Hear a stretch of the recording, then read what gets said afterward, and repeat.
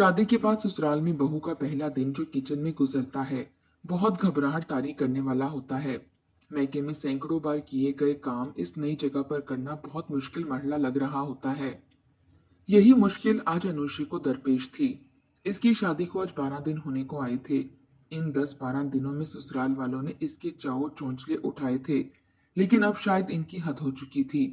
सो 12वीं सुबह जब सब नाश्ते के लिए दस्तरखान पर बैठ गए और अनुषा ने अपनी सास के हाथ का बना नाश्ता खाया, तो सास ने लहजे में नकाहा तारी करते हुए अनुषा को मुखातिब किया था। बस बहू, अब मेरी हिम्मत तो जवाब दे गई है।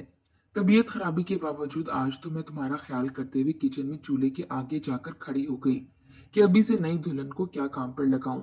लेकिन भाई, अब तुम जानो और तुम्हारा काम। जोड़ों के दर्द ने तो मेरा ऐसा पीछा पकड़ रखा है कि 5 मिनट खड़ा रहना महाल लगता है। किचन तो आज से तुम्हारे स्पुर्द। ठीक है अम्मी, मैं तो आपसे खुद ही कहना चाह रही थी कि आपकी तबीयत सही नहीं रहती। आप आराम किया करें, मैं सारे काम संभाल लूंगी। अनुश्री ने पूरे खलूस से इन्हें यकीन दिलाया था। हाँ, अपने घर में भी तो सारे कामों की जिम्मेदारी तुम्हारे ऊपर ही थी। यहाँ तो फिर सफाई के लिए मासी आती है। काम ही क्या है हमारे घर में। सास ने तो लापरवाह से अंदाज में जताया था, मगर अनुश्री खामोश रही। इतना तो इसने 12 दिनों में अंदाजा कर लिया था कि इस घर में हर वक्त होने वाली चिक चिक की बड़ी वजह ये काम ही होता है। अमाद इसका शौहर बहन भाइयों में सबसे बड़ा था, और फिर एक छोटा भाई और एक बहन थी। अमाद और इसके छोटे भाई को तो अपने काम खुद करने की आदत थी। यानी जैसे कपड़े इस्त्री कर लिए, मैले कपड़े वॉशिंग मशीन के पास रखी टोकरी में डाल दिए। मासी मशीन लगा देती थी, मगर अगले 2 दिन तक कपड़े तारों पर ही सूखते रहते। सास कभी तो बेटी पर चीखती चिल्लाती कि छत पर से जाकर धुले कपड़े उतारना, मगर बेटी ना सुनती। तो फिर मुलाजमा को कहती, मगर वो इन्हीं की घर की मासी थी। मिजाज इन लोगों जैसा ही पाया था। हद से ज्यादा सुस्त, काहिल और कामचोर। साफ इनकार कर देती। बीबी जी, कपड़े धोने के पैसे देती हैं आप, उतार कर लाने और तह लगाने की थोड़ी देती हैं। एक कमबख्त, तुझे तह लगाने को कब कह रही हूँ। जा सिर्फ कपड़ों की गठरी बांध कर उतार कर ला दे। मुझसे सीढ़ियां चढ़ी जाती तो क्यों कहती तुझे। मुलाजमा भी धुली हुई बेडशीट में कपड़ों की गठरी बनाकर बरामदे में पीछे तख्त पर पटक देती। फिर वो गट्ठर वहीं रौनक अफरोज रहता। शौहर और देवर इसमें से कपड़े छान कर इस्त्री कर लेते। बेटी भी उठाकर कपड़ों को कहीं इधर उधर न रखती। नाश्ता हफ्ते में 3-4 बार बाजार से आता था। सुसर साहब पूरे घर में वाहिद बंदे थे जो सुबह फजर के लिए उठते, तो आदतन सास को भी नमाज के लिए जगाने की कोशिश करते रहते। रात के पिछले पहरे तो जाकर नींद आई है। सारी रात जिस्म में दर्द होता रहा है। सुसर साहब भी शरीफ शख्स थे। बीवी को जताना चाहते थे तो जता सकते थे कि बीवी, रात को तुम्हारे खराटों से तो नींद मेरी डिस्टर्ब होती रही है। लेकिन इन्हें पता था कि इनका इतना सा कहना सास साहिबा का पारा चढ़ा देगा। वो काफी तंग मिजाज खातून थीं। सुसर साहब की तबीयत की वजह से दोनों मियाँ बीवी की अच्छी निभ रही थी। सुसर साहब नमाज पढ़कर वॉक पर निकल जाते और वापसी पर कभी नान चने, कभी निहारी, तो कभी हलवा पूरी ले आते। खुद भी नाश्ता करते और बच्चों को भी आवाज देकर बुला लेते। अमाद तो ऑफिस जाने से बामुश्किल 20 मिनट पहले ही उठते थे। बीवी के हाथ का नाश्ता इनको पसंद न था। वो बिना नाश्ता किए घर से निकल जाते थे। लेकिन देवर और नंद को रेडीमेड नाश्ता बहुत पसंद था। बल्कि सास साहिबा भी जागने के बाद मियाँ का लाया हुआ नाश्ता मजे से करती थीं। बाजार के खाने खा खा कर इनका वजन बढ़ता जा रहा था। बीमारियां वाकई इनकी जान को चिमटी रहती थीं। लेकिन वो उन औरतों में से थीं जो बीमारियों को बढ़ा चढ़ाकर बयान करने के साथ साथ तंदुरुस्ती की हालत में भी खुद पर जबरदस्ती बीमारी तारी रखती थीं। घर में रुपए पैसे की तो कोई तंगी ना थी, मगर सलीके का फुकदान था। सफाई सुथराई और कपड़े धोने के लिए मासी रखी हुई थी, बल्कि अक्सर सास साहिबा फालतू पैसे देकर इससे बर्तन भी धुलवा लेती थी। इन्हें बस दोपहर का खाना बनाना होता था। खाना वो वाफर मिकदार में पकाती थीं। 2 वक्त खाकर जो बच जाता वो फ्रीज कर देती। 2-3 दिन बाद वही सालन दोबारा गर्म करके खा लिया जाता। सबसे बड़ा अमाद था, जो पढ़ लिख कर बरसरे रोजगार हुआ, तो सास साहिबा के दिल में बेटे के सर पर सेहरा सजाने की ख्वाहिश बेदार हुई। मोहल्ले की ही रिश्ता कराने वाली खाला जी से मदद ली गई। 2-4 रिश्ते देखने के बाद सास साहिबा का जी अनुशे पर आ गया। वो मतवासत घराने की खूबसूरत और पढ़ी लिखी लड़की थी। अनुशे के वालिद लाइब्रेरियन थे और अम्मी शहर के अच्छे प्राइवेट स्कूल की वाइस प्रिंसिपल थीं। अनुशे के वालिदैन को रिश्ता काफी माकूल लगा क्योंकि अमाद लड़का पढ़ा लिखा और बरसरे रोजगार था। इसके ऑफिस से छानबीन कराई गई तो लोगों ने इसे मेहनती और शरीफ बताया, और सबसे बढ़कर सुसर साहब अनुशे के अब्बू को बहुत ही सुलझे हुए और माकूल लगे। अच्छी तरह सोच विचार के बाद इन्हें हाँ कर दी गई। 3 महीने के अंदर अंदर अनुशे अमाद के संग रुखसत होकर ससुराल पहुंच गई। बहैसियत जीवन साथी अमाद इसे बहुत पसंद आया था। इसके माँ बाप ने यकीनन इसके लिए बेहतरीन शख्स चुना था, और जहां तक ससुराल का ताल्लुक था, माँ ने इसे समझाकर भेजा था कि किसी भी लड़की का ससुराल आइडियल नहीं होता। लड़की अपनी समझदारी और मामला फहमी से काम लेकर ससुराल में अपने लिए खुद आसानियां पैदा कर सकती है, और यही लड़की की सलाहियतों का असल इम्तिहान होता है। अनुशे को अपने माँ बाप की दुआओं, इनकी तरबियत और सबसे बढ़कर अपने अल्लाह पर भरोसा था। इसे यकीन था कि बहुत जल्द इस अजनबी सरजमीन पर वो अपने कदम मजबूती से जमा लेगी। शुरू शुरू में तो सास और नंद मुरवत का मुजाहिरा करते हुए इसे कामों से रोकती थीं। दुल्हनों वाला प्रोटोकॉल भी दिया गया, लेकिन थोड़े दिनों के बाद नई दुल्हन के चाव चौंचले उठाने के अरमानों की शिद्दत में खातिर ख्वाह कमी आई, और आखिर 12वें दिन तो इसे किचन का चार्ज दे ही दिया गया। अनुषा ने तो सांस सुकून का लिया, क्योंकि फारिग बैठने की इसे आदत भी ना थी, और जब घर के कामों के लिए हंगामा बरपा होता तो इसे ख्वामख्वाही अपना आप कसूरवार लगने लगता। इसकी अम्मी भी वर्किंग वुमेन थी, लेकिन हर काम बहुत नज्म ज़ब्त और सलीके से अंजाम पाता था। अनुषा ने बहुत छोटी उम्र से ही माँ का हाथ बटाना शुरू कर दिया था, लेकिन यहाँ ससुराल में मामला मुख्तलिफ था। वो एक बार किचन में घुसी तो किसी और ने झांकने की जरूरत भी महसूस नहीं की, हालांकि वो किचन में पहली बार काम कर रही थी। बेतरतीब किचन में इसे चीजों के सही ठिकानों का इल्म ही न था। वो वाकई परेशान और नर्वस हो रही थी, और शायद इसी घबराहट में मिसालों का तनासुब कुछ गड़बड़ हो गया था। पहली बार वो इतना अच्छा खाना ना बना पाई जितना वो चाह रही थी, लेकिन बहुत बुरा भी ना बना था, गुजारे लायक था। सास साहिबा ने खाना खाते हुए तंज कर ही डाला, ए बहू, तुम्हारे घर में जब भी खाना खाया यही बताया जाता था कि तुमने बनाया है। सच सच बता, अम्मा बनाती थी या बाजार से आता था? अनुषा तो पानी पानी हो गई। अगले रोज इसने बहुत दिल लगाकर खाना पकाया, और उस दिन खाना वाकई जबरदस्त बना था। लेकिन सब ने चुपचाप खाना खा लिया, किसी ने तारीफ के दो बोल तक ना बोले। जब वो खाने के बाद दस्तरख्वान समेट रही थी, तब सुसर साहब ने इसे मुखातिब किया, बेटा, अब गरम गरम चाय भी पिला दो। जितना मजेदार खाना खिलाया है, चाय भी ऐसी ही लाजवाब होनी चाहिए। इतनी सी हौसला अफजाई पर अनुश्री का दिल खिल उठा था। अभी बनाती हूँ अब्बू, इसने अदब से जवाब दिया। चेहरे पर बड़ी प्यारी सी मुस्कुराहट फैल गई, लेकिन सास से ये मुस्कुराहट हजम ना हुई। ससुर पर जी ही जी में गुस्सा भी आया कि शादी को 30 बरस होने को आए थे, कभी मियाँ जी ने आज तक किसी खाने की तारीफ में एक लफ्ज ना कहा था, और बहू को तो दूसरे ही दिन सर पर चढ़ाया जा रहा था। उन्होंने अपने शौहर की फिक्रे का असर जाहिर करना जरूरी समझा था। चावलों में मामूली सी कसर रह गई थी बहू, आज तो तुम्हारा दिल रखने को चुपचाप खा लिया है, मगर आइंदा जरा ख्याल रखना। दवाइयाँ खा खा कर मेरा तो मैदा वैसा ही बिगड़ गया है। खाने में जरा सी भी ऊंच नीच हो जाए तो मेरे मैदे में दर्द पड़ जाता है। हालांकि चावलों में जरा सी भी कमी नहीं थी, खिले खिले चावलों वाला खुश जायका पुलाव बनाया था।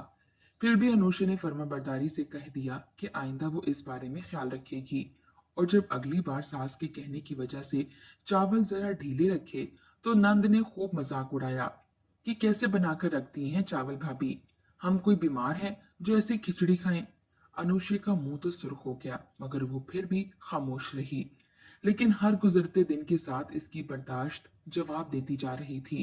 वो जितना मर्जी दिल लगाकर खाना पकाती, सास कोई ना कोई नुक्स निकाल ही लेती। तंग आकर इसने अपनी माँ से इस बारे में मशवरा तलब किया, बेटा, तुम इनसे तरीका पूछकर खाना बनाया करो। अम्मी प्लीज, डांटिएगा मत।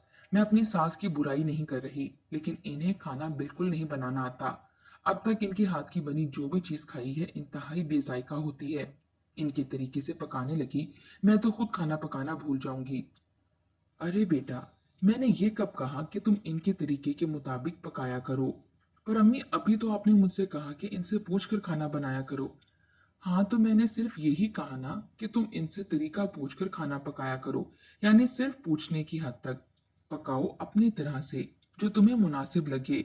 देखो बेटा, बास लोगों की आदत होती है कि वो अपना इख्तियार तो दूसरों के सुपुर्द कर देते हैं, लेकिन कोई इनकी जिम्मेदारी को इनसे बेहतर अंदाज से निभाए तो लाशौरी तौर पर वो ये बात बर्दाश्त नहीं कर पाते और बिला वजह की तनकीद शुरू कर देते हैं। जहां तक मैं तुम्हारी सास को समझ पाई हूँ, उन्होंने तुम्हें किचन का चार्ज तो दे दिया है, लेकिन ये बात कभी कभार इन्हें कॉम्प्लेक्स में मुब्तला कर देती है। बस यूं समझ लो कि अपनी राजधानी में किसी और की शराकत बर्दाश्त करना मुश्किल काम होता है। तुम ऐसा तर्ज अमल अपनाओ कि वो तुम्हें अहमियत मिलने पर खुद को गैर अहम न समझने लगें, बल्कि इन्हें ये बावर कराओ कि घर में इनका वजूद अभी भी बहुत ज़रूरी है और अहम है। तुम अभी अपने कामों में इनकी राय की मोहताज हो। मुझे उम्मीद है कि फिर वो तुम्हारे कामों में नुक्ताचीनी नहीं करेंगे, और अगर इनकी रविश बरकरार रही तो फिर कोई और तरकीब लड़ाएंगे। लेकिन बेटी को कोई और तरकीब लड़ाने की ज़रूरत ही महसूस ना हुई, क्योंकि माँ की तरकीब कारगर साबित रही। अनुशा दिल से इनकी अक्लमंदी की कायल हो गई। खाना पकाने से पहले अपनी सास से एक बार तरीका पूछ लेती और इस तरीके में अपनी मर्जी की रद्दोबदल के साथ खाना पकाती थी। और अगर कोई तारीफ करता तो फराग दिली से क्रेडिट सास को दे देती कि अम्मी से पूछ पूछ कर बनाया है। सास ही जवाब सुनकर मुतमईन हो जाती। इसी तरह रोजमर्रा जिंदगी में बहुत से छोटे बड़े मामले ऐसे ही थे जो अनुषा ने समझदारी से निपटाए थे। अब इसकी शादी को 3 बरस होने को आए थे और अल्लाह ने इसे एक बहुत प्यारे बेटे से भी नवाज दिया था। मजमूई तौर पर तो इसके ससुराल वालों से ताल्लुकात खासे खुशगवार थे, पर यह सब इसकी समझदारी और मामला फहमी की वजह से मुमकिन हुआ था। लेकिन जब कभी आस पड़ोस में किसी बहू और ससुराल वालों की खटपट का पता चलता तो नंद मुस्कुराते हुए अपनी भाभी को जताती, देख लें भाभी, कदर करें हमारी, कितने अच्छे हैं हम, आज तक हमारी मामूली सी भी नोक झोंक नहीं हुई। इस बात पर अनुषा, जो कल नंद के कॉलेज के फंक्शन के लिए इमरजेंसी सूट सिलाई कर रही थी, मुस्कुराते हुए बोली, वाकई ही मैं बहुत लकी हूँ जो मुझे इतना आइडियल ससुराल मिला है। क्या जरूरत है तुझे इतना तैयार होकर कॉलेज जाने की, कमबख्त, पता भी है नजर लग जाती है तुझे। सास ने अपनी बेटी को टोका।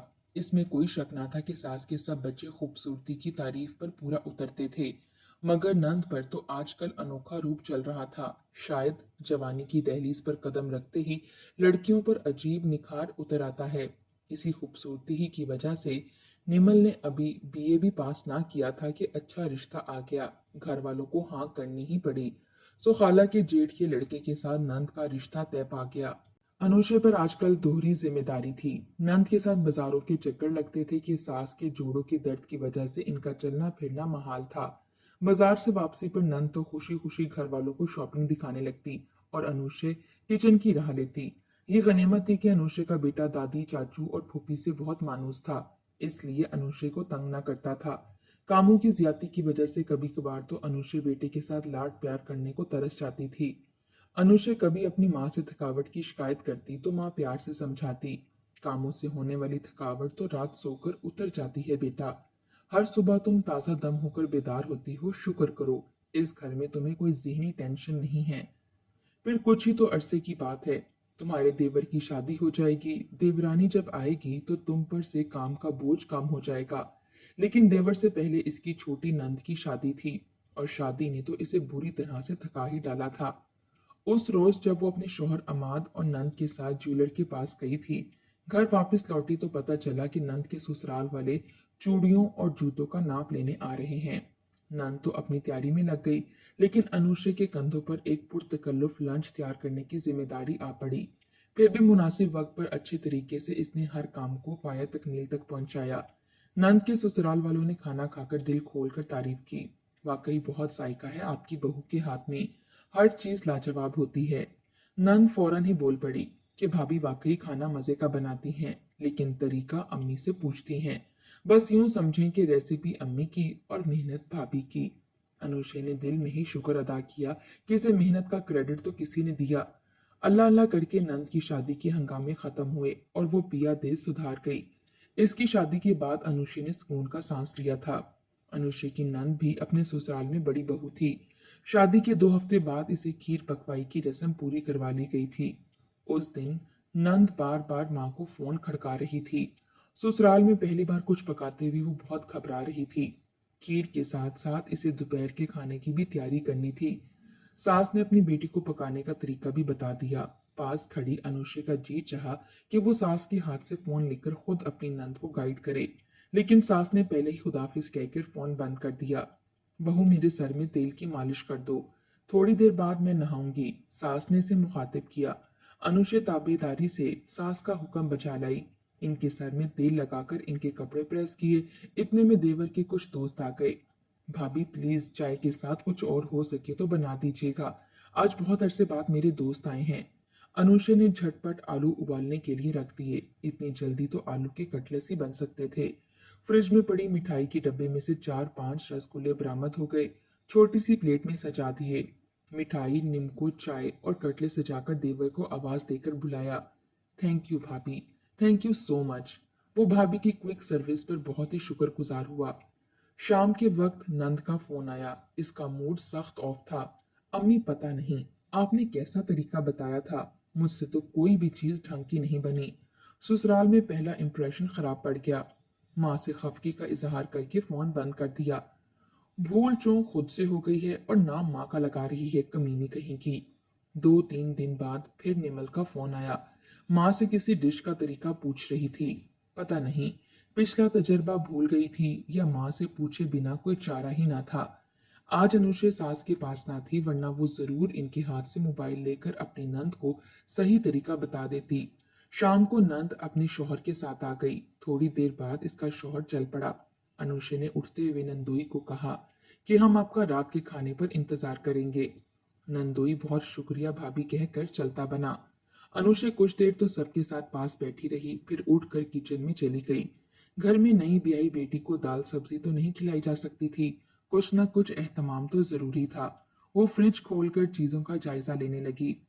फ्रीजर में चिकन मौजूद था। इसने चिकन कढ़ाई बनाने का सोचा था, फिर ख्याल आया कि नंद से ही पूछ ले कि इसका कुछ और खाने को जी तो नहीं चाह रहा। लाउंज में दाखिल होने से पहले ही इसे ठटक कर रुकना पड़ा, क्योंकि नंद वहां धुआंधार अंदाज में रो रही थी। सच अम्मी, मैं बता नहीं सकती आज कितनी इंसल्ट हुई मेरी। पूरा घराना इकट्ठा था खाने की मेज पर। मेरे हाथ का खाना खाकर हर किसी ने अपने अपने अलग ही कमेंट्स दिए।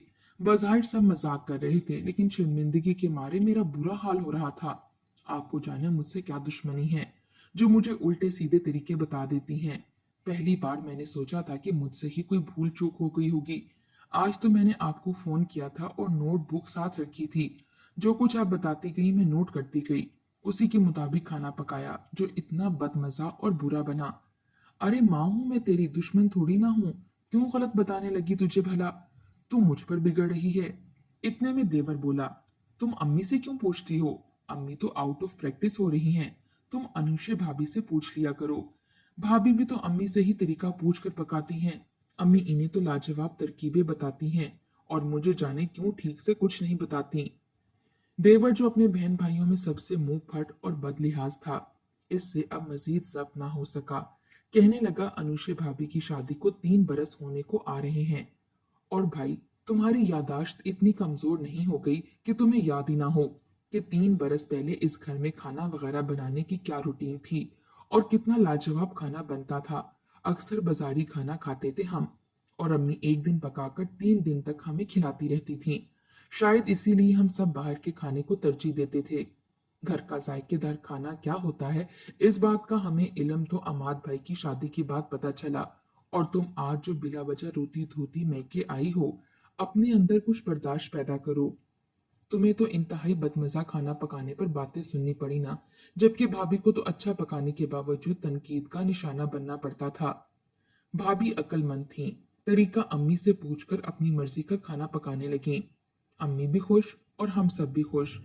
ये होता है अकल का दुरुस्त इस्तेमाल, मगर तुम में अकल हो तो तब ना। देवर ने तो सूरत हाल का ऐसा बेलौक तज्जिया किया था, बाहर खड़ी अनुषा देवर की बात सुनकर हैरान रह गई। इसे हरगिज अंदाजा ना था कि वो इतना बारीक बीन होगा। सास तो बेटे की बात सुनकर कुछ बोलने ही लगी थी कि ससुर साहब बोल पड़े, मेरा बेटा सही कह रहा है। तुम्हें अपनी माँ की बजाय अपनी भाभी की रहनुमाई दरकार है बेटी। सिर्फ खाना पकाने के मामले में ही नहीं, बल्कि ससुराल में किस तरह एडजस्ट हुआ जा सकता है, तुम्हें बेहतर तौर पर तुम्हारी भाभी गाइड करेगी। जिस तरह तुम्हारा भरा पड़ा ससुराल है। इसी तरह अनुषे पर भी भरे पड़े ससुराल की जिम्मेदारी पड़ी थी और वो ये जिम्मेदारी बेहतरीन एहसन निभा रही है। इस पर इस बच्ची की मजीद अच्छाई ये है कि हर आए गए के सामने तस्लीम करती है इसका ससुराल एक आइडियल ससुराल है, जबकि सच तो ये है कि वो खुद एक आइडियल बहू है। तुम्हें अपनी भाभी से ही सबक लेना होगा कि वो किस तरह खुद से वाबस्ता तमाम रिश्तों को खुश असलूबी से निभा रही है। सुसर साहब बोल रहे थे और दरवाजे की ओट में खड़ी अनुषे की आंखें भीग गईं। कभी कभार इसके दिल में ख्याल आता था कि ससुराल की खिदमत करते करते वो अपनी जात की नफी कर रही है। इस मुशक्कत से क्या हासिल होगा?